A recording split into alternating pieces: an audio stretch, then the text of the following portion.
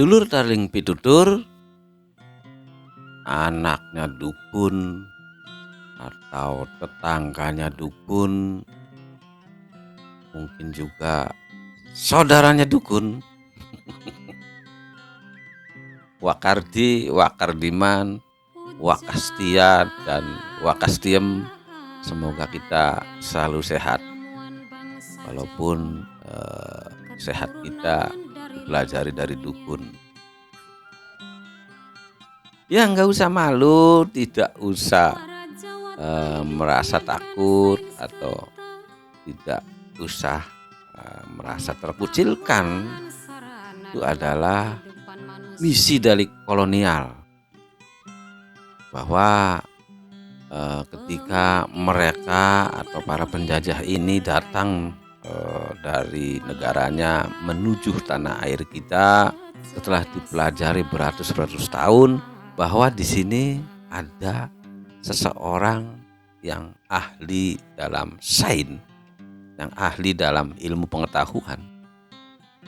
Orang tersebut berdasarkan bahasa Persia namanya Dukan atau Daken.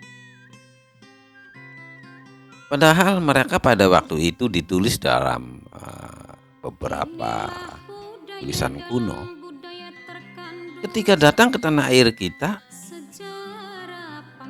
ketika sakit, ya ditangani oleh dukun. Pada waktu itu berbagai bangsa yang datang ke tanah air kita, berbagai penyakit yang mereka derita, ya ditangani oleh dukun, diobati oleh dukun. Tapi setelah mereka sehat,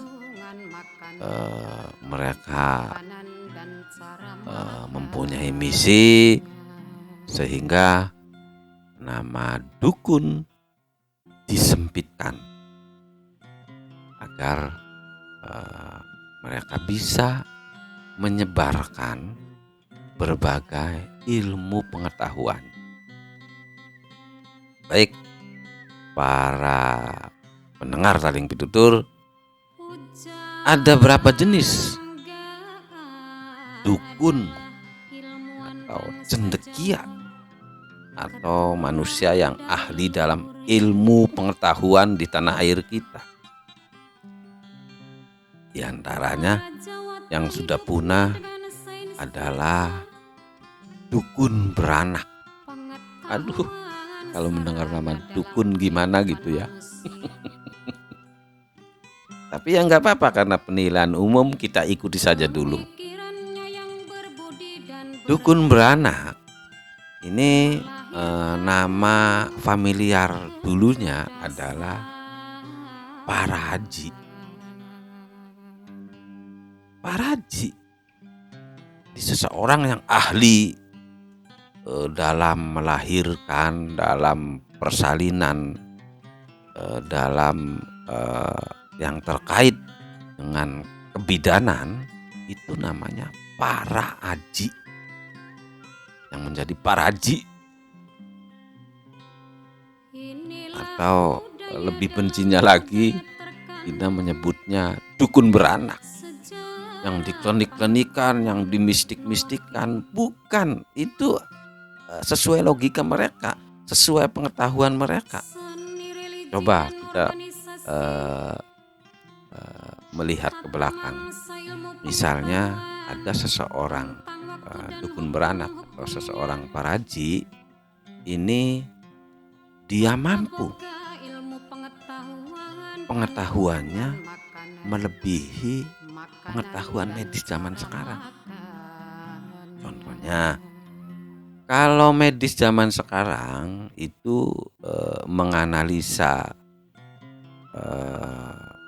bayi atau janin, setelah ada janinnya baru bisa dianalisa oleh alat medis atau oleh ilmu medis.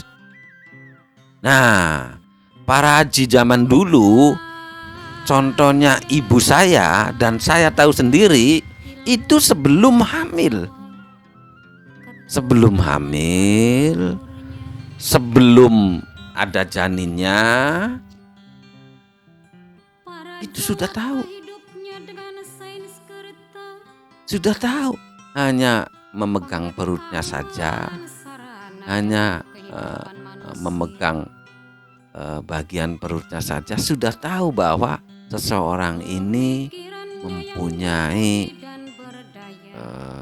indung telur, atau akan mempunyai anak 5, atau akan mempunyai anak 10 misalnya. Ini sudah tahu sebelum hamil, sebelum ada benihnya. Pak Haji atau dukun beranak sudah tahu bahwa manusia perempuan ini keturunannya ada 5, nanti keturunannya atau anaknya ini ada 12. Pak Haji itu tahu, dukun beranak ini tahu. Itu pengetahuan dukun beranak. Yang kedua adalah dukun urut. Dukun urut ini dibagi beberapa,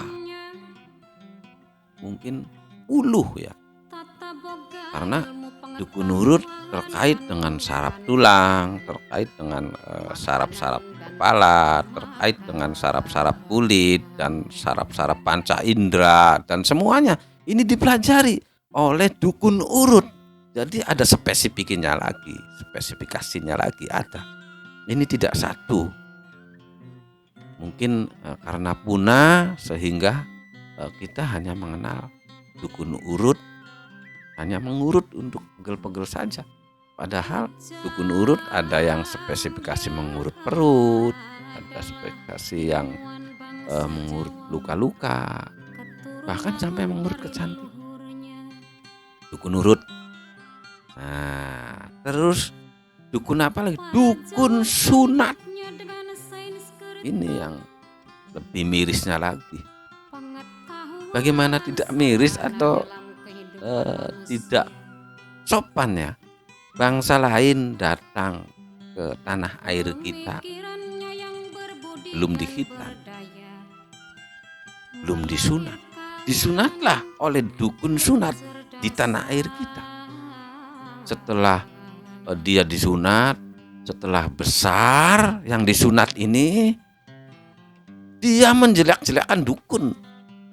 Padahal dia disunatin oleh dukun. Setelah dia besar mempelajari pengetahuan bangsa lain, dia menjelek-jelekkan dukun. Padahal dia dikitan atau disunat oleh dukun sunat.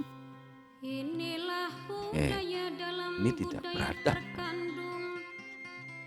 Dia yang disunat terus menjelek-jelekkan dukun, padahal dirinya dikhitan oleh dukun sunat. Terus ada dukun wiwitan. Dukun wiwitan adalah seseorang yang ahli dalam tumbuh-tumbuhan, seseorang yang spesifikasi dalam tumbuhan. Setelah dukun wiwitan ada dukun penganten, manusia yang ahli mempelajari tentang benih-benih manusia. Ada dukun jampi. Dukun jampi adalah seseorang manusia yang ahli dalam herbal, seseorang manusia yang sangat memahami betul tentang herbal, tentang tumbuh-tumbuhan untuk obat, tentang tumbuh-tumbuhan untuk jamu. Ini namanya dukun jampi. Terus ada lagi dukun jampa. Dukun jampa adalah manusia yang ahli dalam mantra. Dalam mantra atau dalam ucapannya. Waktu saya kecil masih saya menemukan seseorang yang ahli dalam jampa.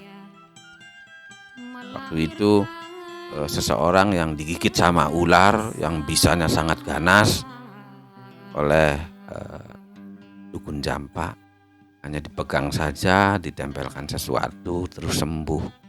Padahal di medis ini ketika seseorang terkena bisa ular yang sangat ganas, dia harus